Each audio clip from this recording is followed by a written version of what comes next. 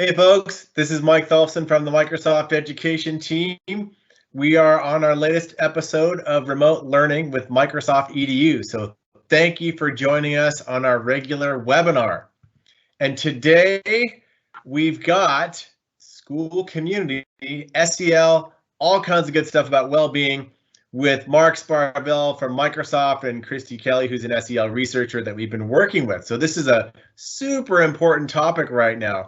Now, outside of just the nuts and bolts of classical school, this is probably one of the most important topics during distance learning, remote learning, and everything else. I mean, I have a daughter myself, and this is definitely an important topic that I care about when everyone is schooling at home. So we're going to get to that right after the latest news. Here's our quick links. The Microsoft EDU remote learning site, which has all of our latest and greatest stuff. The Teams for Education Quick Start Guide. That is really great as a PDF. You can download it. Anyone can get up and running really quickly if they're new to Teams. There's a lot of new people on Teams right now, so it's a good one in many languages. And then the remote learning community. This is where we've got over 5,000 educators from around the globe collaborating, communicating, helping each other. The Microsoft Education team is in there helping out, supporting, answering questions. So we encourage people to join our remote learning community. And today's updates have a theme. It's great. Mr. Mark Sparvell did my work for me. I usually have to fish up the different updates, and Mark provided some fantastic ones. So I just popped them in and called them my own. Sorry, Mark, I stole that from you. So emotion and cognition in the age of AI. That's a great research paper that Microsoft did. Mark will probably talk about it a little bit. The link there is AKA Wellbeing Research.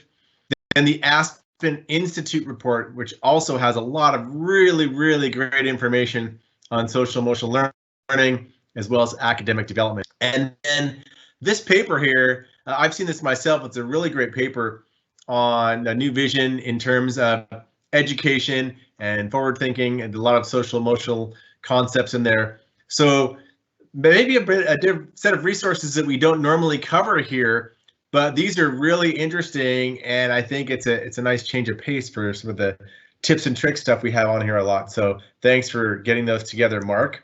And with that, I'm going to be handing over. It's going to be Mr. Mark Sparvell and Kristi Kelly, and follow them on Twitter if you're not already, and I will let them introduce themselves. And thanks for coming today, folks. Great. Thanks so much, Mike, for the introduction. So I'm Mark Sparvell. I work in education marketing for Microsoft. And as Mike touched on, this is a topic, social and emotional learning, that's not new, but it is newly important for more people, particularly right now. As a principal and as a teacher, I've known that well-being, including emotional well-being, is critical for both staff and students' success in their schooling. Learning is a social activity. It's something that's done best together.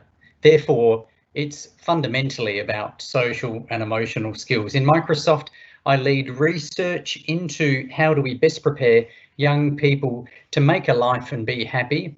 That's enough about me. Let's have an intro from Kristi.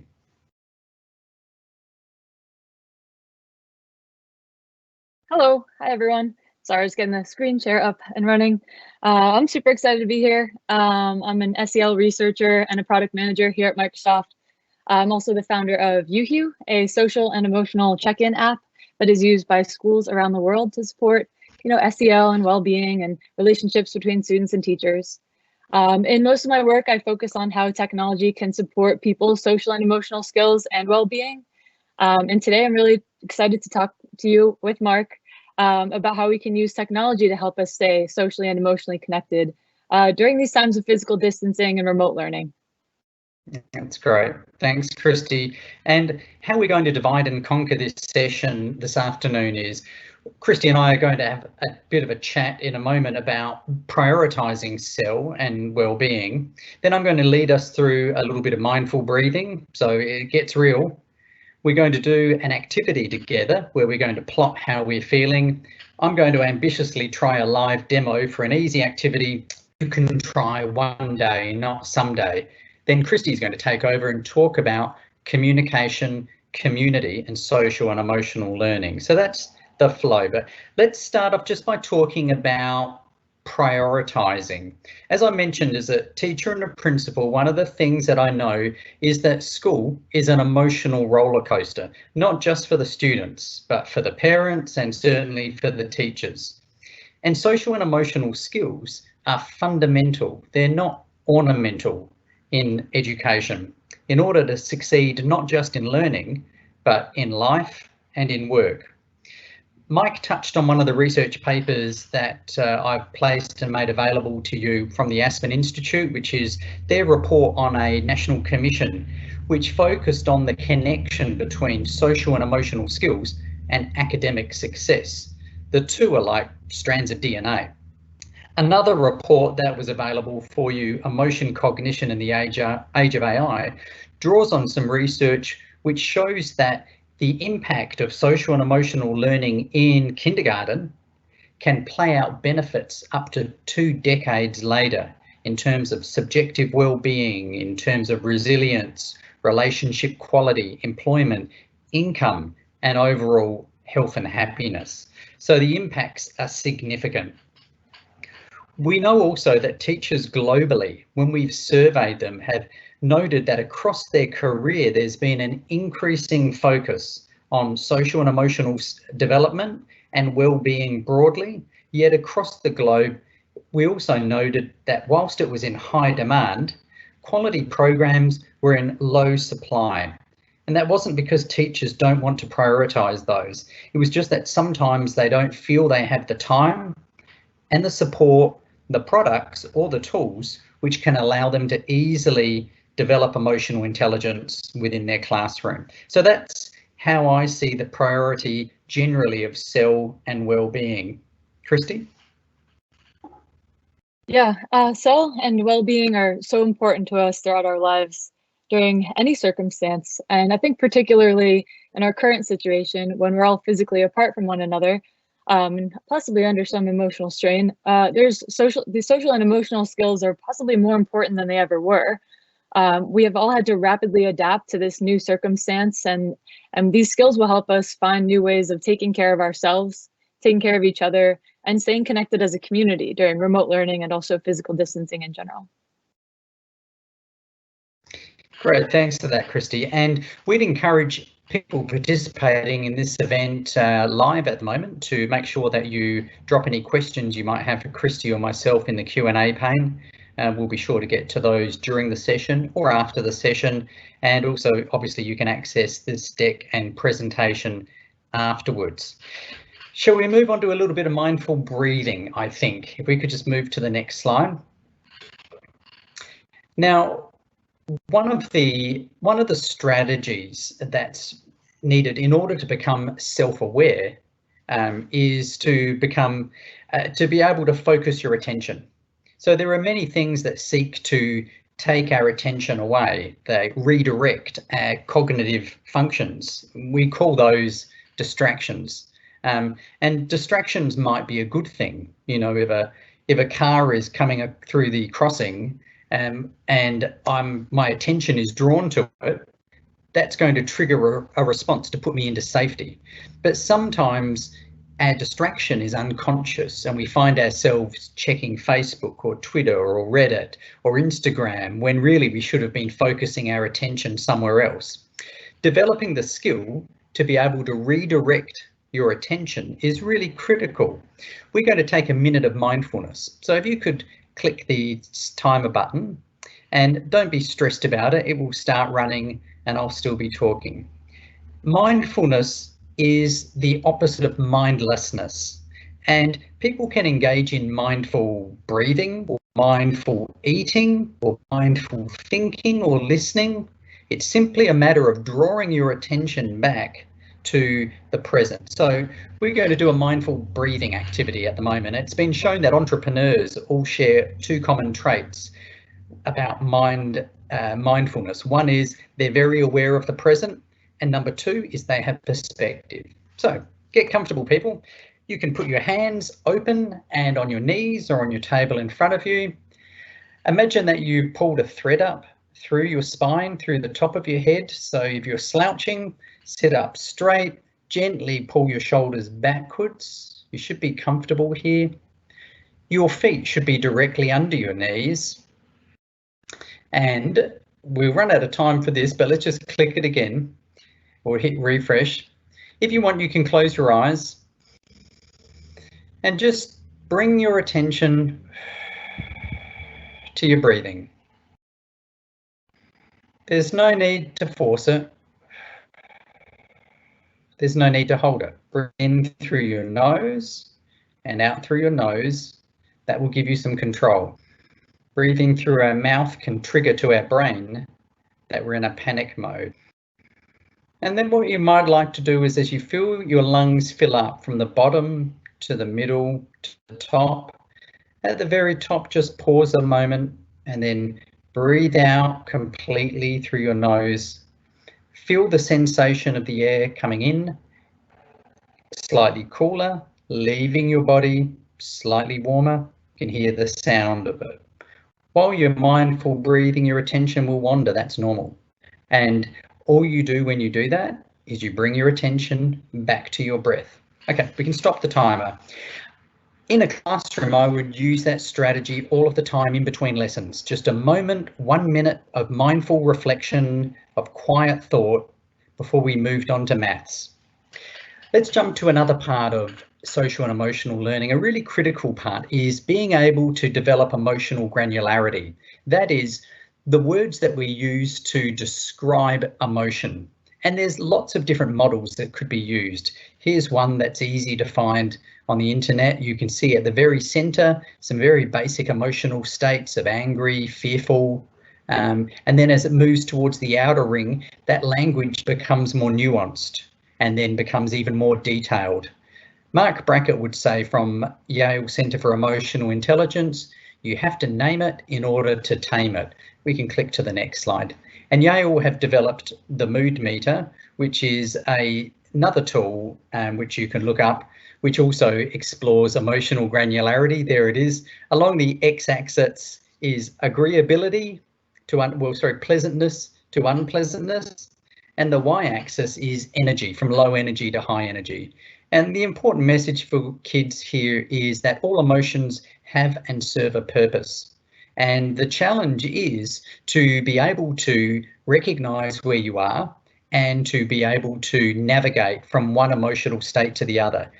If I'm under a deadline and I'm being pressured, I want to be feeling, a little bit frustrated with myself, maybe a little bit nervous that I'm going to mess up. Red isn't bad. The important thing for me is to be able to recognize how I'm feeling, and then if I wish to shift to another zone, that I have strategies to get there. Being able to recognize, understand, label, express, and regulate is so important. We can jump to the next slide because we're going to do an emotional check-in live right now. You can do this on your cell phone, on your device. There's a web address, which, can we just pop the address back up? Perfect, great. Just go to that address, aka.ms/check-in. Look at that, clock that in. Let's see whether somebody can get really, really quick and type in a response. What we'll do across this session, and we'll post this into the chat pane as well, is across this session you can do an emotional check-in. Let's have a look at what it looks like, Kristi. Great, and you can see there's some simple choices to make. How your day's going, how are you feeling, maybe why you feel this way. This is a simple activity you can involve your students in remote learning situations. And one thing we know is that it's really important that learning is both invitational as well as instructional. So this is an example of invitational. It's inviting students' emotions into the discourse. And the last bit from me is I'm going to bravely show, I think on the next, I'm going to bravely show a little lesson that I would do with students to help develop emotional granularity. As I said, students must be able to recognise emotional states, understand how they're affecting their cognition, their attention and their motivation. They need to be able to accurately label. They need to be able to appropriately express emotional states, ultimately, in order to be able to regulate. And that means to be able to modify their behaviours based upon their self-awareness around their emotional state and how that might be impacting the other people around them and also themselves. So I'm going to take control of the screen. This could be a complete disaster, and that will give me a chance to show you how incredibly calm I can be. So now I'm flying blind. Up on the screen you should see an emotional compass, a little bit like the mood meter. Now this is just in Word. What I've done is previously I've inserted and I've gone to choose add-ins and I've added an emoji keyboard into Word. Here it is over here. So this gives me a whole pile of emotion words that I can use. Here's a simple activity. We've got the grid here. The students select an emotion. Emotions have just descriptions. They don't have mood words attached to them. Face savouring delicious food. But what they're able to do is pull them out and drag them over and match what they might look like against one of the words. So if this one is feeling slightly down, done as a group activity, it's very powerful because students start to debate what's the difference between down and sad? What's the difference between jealousy and envy? When might I feel chilled or satisfied? So a very, very simple activity. You can download an emoji keyboard into OneNote, into PowerPoint and into Word. And in doing that, you can simply and easily start to build up an emotional vocabulary using tools that you already have. And with that, I'm going to stop sharing and I'm going to bounce this happy ball over to Kristi. Kristi?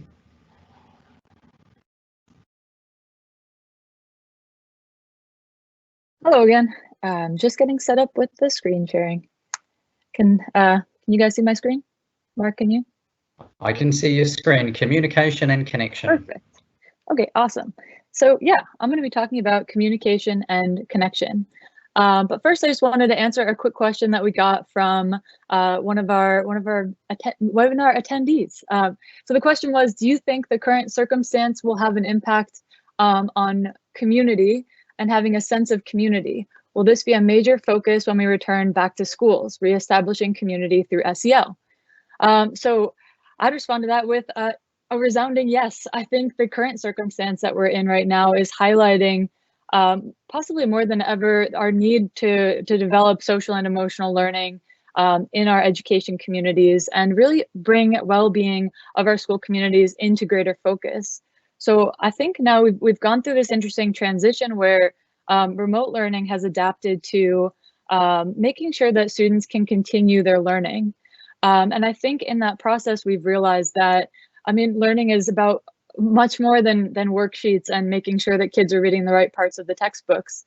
There are social and emotional aspects of school life, like culture and interpersonal relationships and feelings like belonging that aren't, maybe aren't automatically replicated in remote learning circumstances, but a lot of schools are putting them right at the top of the priority list in terms of what should be accommodated for in their remote learning agenda, and how can we use technology to replicate some of or rebuild some of the social and emotional aspects of school life that we're missing because we're not all in school and not all together right now. So I think going through this exercise of figuring out how we can replicate these important aspects of school life in the remote learning context will only serve to reinforce them and highlight them when we return back to school. So I think that's like potentially a really nice move forward for well-being and social and emotional learning. Mark, do you have any thoughts on that topic? I think you've covered all of that now. I think certainly what we're going to find out is that social connectedness is critical for learner well-being. And I think given that this is also a traumatic experience, trauma-informed practice is going to play a lot into what we see happening over the next 6 months to the year the next year, as students move back to school and come back to school experiencing separation anxiety, experiencing trauma, grief, anxiety, developing social and emotional skills are both preventative measures for potential downstream mental health issues. It won't remove them and it won't inoculate against them, but it might minimise the damage if we place an intentional focus on that. Back to you. Completely agree. Thanks.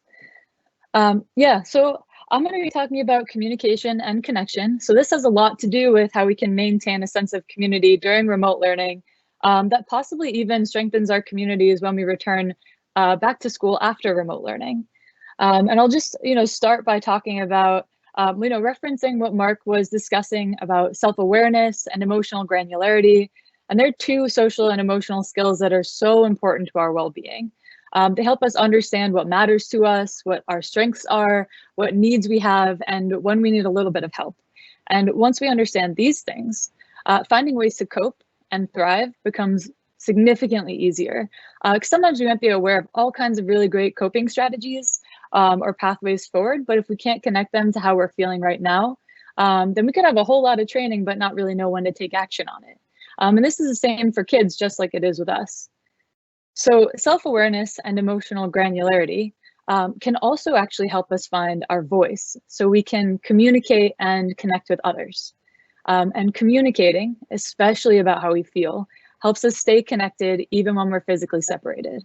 So in the next few slides, I'm going to talk about how technology can keep us communicating and connecting with each other during remote learning.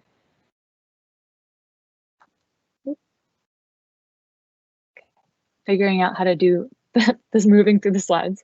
So yeah, now possibly more than ever, many of us are experiencing a lot of different emotions. And at the same time, our social and emotional support systems have been disrupted in pretty big ways. Even something as simple as a supportive conversation with a colleague in passing in the hallway is not available to us right now. And not being in class with our students means it's much more difficult to pick up on each other's emotions and to empathize with one another. And when we're emotionally stressed and also separated from our communities, it can be more difficult for us to be aware of our emotions and the emotions of others, and to communicate our emotions clearly, intentionally, and thoughtfully. And right now, many students and educators that we've been talking to here at Microsoft are missing the way they feel in school. They're missing being with each other, possibly most of all. And the thing is that not everyone finds it easy to socialize through technology, and not all people are adapting to online communication at exactly the same pace. And this can lead to emotional distance, which can have a big impact on both students and educators. And it affects, engagement and academic outcomes, but it also has a really big effect on everybody's well-being. And communication, like always, is the key, or at least one of the keys. Only now we have to adapt and use technology to replicate the kind of socially and emotionally supportive communication that helps us connect with each other in person. And that's going to be how we can bridge social and emotional distance during remote learning and maintain the strength of our communities, and possibly even strengthen our communities even more than they ever were before when we go back to school eventually. And that's because consistent communication, especially intentional, thoughtful, and kind communication, helps us foster a sense of community that keeps everyone feeling like they're important members of a group that is still here to support them, even if we're not in the same place every day. It helps us understand each other, and it helps us understand that we're all still here for each other. So how can we communicate in ways that strengthen our connections with each other and also strengthen our well-being? Well, we can ask ourselves these questions here. So they're about emotional awareness, thoughtful expression, and also shared empathy. So how can I become more aware of my own emotions? So this references right back to what Mark was talking about when it comes to self-awareness and emotional granularity. But also, how can I be more consistently aware of other people's emotions? And then how can I express myself in ways that are thoughtful, kind, and clear? And how can I help other people do this too? And then we'll do an empathy check. We're doing all this communication. Is it helping us get the support that we need? And is it helping us give the support that other people in our community need. Because at the end of the day, people remember how you made them feel. And so if we ask ourselves, is our communication increasing empathy and increasing understanding? Is it helping us feel connected and feel supported, like we belong and like people care about us? Then we'll be really moving towards the kind of communication that can rebuild the connectedness that we may feel that we've lost in this rapid transition from, being all in one school place together, and then going into, connecting with each other through technology. And that's because empathetic communication helps us understand each other. That's why it's so connecting. It can help us recreate the social and emotional aspects of school life, like inclusive culture and supportive interpersonal relationships. And I think these memes are very funny. So I included them. So now we'll go into some remote learning communication tips. So I won't go too much into detail on every single one of these because we don't have all the time in the world, but they're pretty well self-explanatory. And also we have some resources at the end that can connect you to some kind of like next steps for how to implement some of these ideas. But I'll just talk about some of the big ones that we've heard from educators are particularly helpful right now. So one would be giving students opportunities to, meet for academic reasons, but also for social reasons. Building time for students to socialize within your time together for learning purposes. It allows them to, connect with each other over their feelings, maybe their shared experiences, or to support each other through different experiences that they're having, or to simply play around, have some fun. A lot of kids right now are stuck at home with, hopefully they have some siblings, some don't have siblings, and, they might be kind of looking for other kids to just play with, which is such an important part of growing up. So if you can give your kids some opportunities like that, that's really powerful, especially because if you're able to facilitate them, different kids are not as used to facilitating their own social connectedness through the use of technology. And also some kids have different levels of access to technology. And so if they can get a little bit of support from, their school community to get access to those social life opportunities, that can be super, super helpful. Also reminding your kids that you're still here and you still care. I know a lot of educators are struggling with, not getting responses from all of their kids. And so that can be quite disheartening. But it is also something that we've heard quite a bit from students that even if they can't respond or they don't respond, it doesn't mean that your words didn't matter a whole heck of a lot. So you can remind people that you're still here for them and that you're still caring about them, even though you're not in the same place anymore, because they're used to seeing you every day up at the front of the classroom, and they're not getting that like they used to. You can also be a role model for caring communication. The way that you reach out to others during this time sets an example for kids that they're going to carry on into the entire rest of their lives. And certainly it can be very effective even just right now in their communication with you and in them reaching out to their peers or to their parents or to you for support.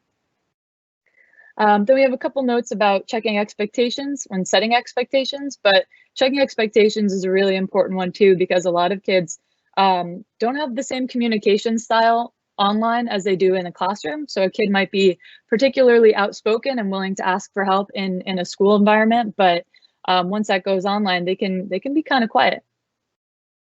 And then we have some nice general tips for listening and being patient, because that's a very important part of communication. Sometimes people just need someone to listen to them and not necessarily advice, although sometimes they need advice too. So another really important point that we have, which we'll go into more detail in our later resources, is how to support virtual hand raising. In the classroom environment, kids are used to kind of benefiting from some of their more outspoken classmates who might ask a question that was also a question that they had.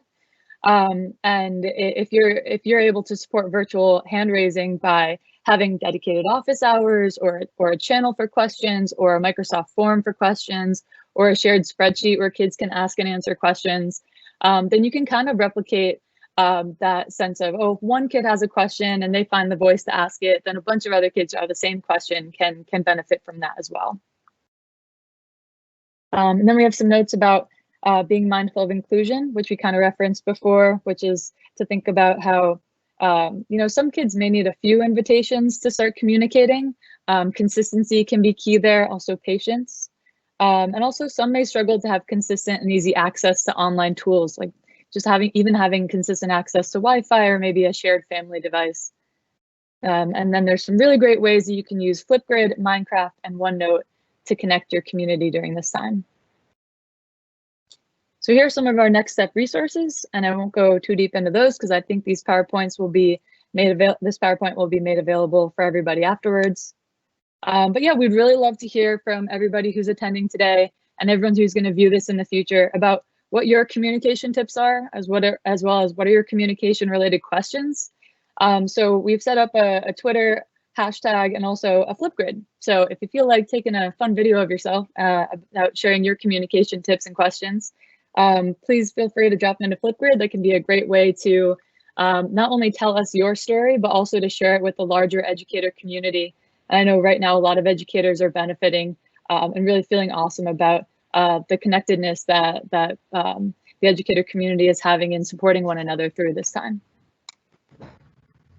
And please remember to ask for a little help whenever you need it. And here's some encouragement. I like that encouragement lots. And yeah, my final sort of comment would be, the greatest potential that technology has is to humanize learning, not simply to digitize the curriculums. Technology has great potential to humanize learning, and we can achieve that by being invitational in our approaches when we consider the emotional dimension. And as Kristi just said with her encouragement, feel free to follow on Twitter, use the hashtag #MicrosoftEDU if you've got some great ideas. These are the research papers that are referenced in the deck. And thank you very much for investing some time with myself and with Kristi this afternoon to talk about a topic that's critical right now. There's those links. Yeah, there's links. I know that really helpful community that Mark is leading is in one of these links. And that's where you can hear all kinds of about all kinds of other resources and tips for social and emotional learning and well-being support. Yeah, so thanks for that. Yeah, there's the top 10 tips at the top, a large Facebook group of 5,000 people, educators, and at the very bottom there is a series produced by Microsoft, Teaching Happiness, which brings together experts from across the globe who are focused on positive education. So thanks very much, Kristi, for sharing this time with me too. Thank you. Great, thanks, folks. That was really, really timely. And like I said, I think for me, it's timely in my own home because I've got a daughter and she's doing remote learning, and it's a whole different world, and it's not always a cakewalk, to put it mildly. So thanks a lot. This one I hit home for me because, no pun intended, I'm at home and we're all doing this. So thank you. Recap: these are the same great links that Mark shared, or I shared, but I really just stole them from Mark earlier. Emotion and Cognition in the Age of AI, this Aspen Institute report, and then Towards a New Vision. Bunch of really great resources, and highly recommend that people take a read through them. Today's PowerPoint we will be posting online probably late tonight, but the actual show webinar will post on YouTube along with the links here, so you can get the show notes and our entire remote learning playlist. Marilyn, I haven't checked today, but I'm pretty sure we cracked 25,000 total views on YouTube, so I was pretty excited about that. We'll have to have a little party. And support for educators in schools. This is the link right here. If you need any help, you can go to that link and file a support ticket. We have support agents that are only focused on educators and schools to help you out. So, and then coming up, oh, whoops, I didn't, the one we had is the one we're doing. So ignore the first one, but the second one here is parents. So families and parents both. Tomorrow, we've got Joe Brazier from the education team and a couple of parents from the Seattle School District joining us, because that's another topic that we haven't had a chance to really focus on. And so the family and parent aspect is really important. And then Monday, we're going big time. We've got Mr. Alan November. I bet, Mark, you're going to tune in for that one, I bet. Alan November is joining us, and he'll be talking about remote learning. And he is quite the guru himself, so I'm personally very curious to hear Alan's observations about remote learning during these times. The full schedule is below. And other than that, thank you very much to Marilyn, our producer, and thank you for Charles being behind the scenes and helping out as well. And we will see you soon.